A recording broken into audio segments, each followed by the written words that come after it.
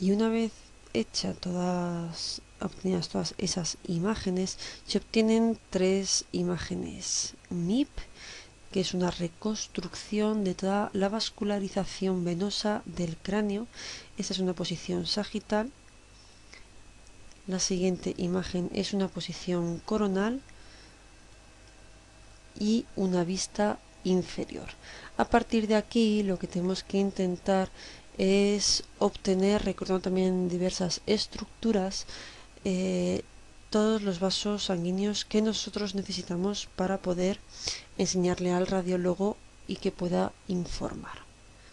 Una vez que se obtienen las imágenes MIP sobre nuestra consola, vamos a hacer diferentes posiciones para poder hacer fotos y enseñárselas a nuestro radiólogo. Ya hemos visto esa posición lateral, inferior y posterior del cráneo, y lo único que vamos a hacer desde nuestra posición lateral es ir rotando las estructuras para poder separar esos vasos venosos. En este caso, desde la vista lateral se va rotando hacia la posición posterior. Más o menos cada paso son 15 grados y en cada posición se realiza una foto.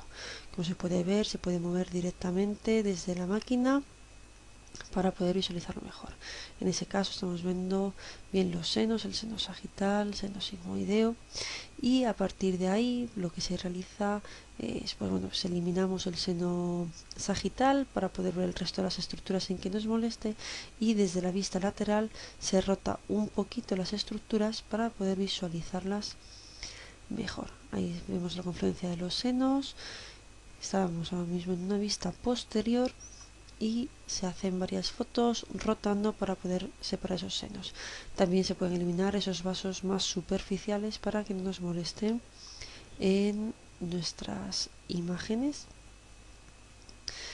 Y bueno, pues como usted puede ver, se puede rotar completamente en la posición que nosotros deseemos para poder separar todas las estructuras.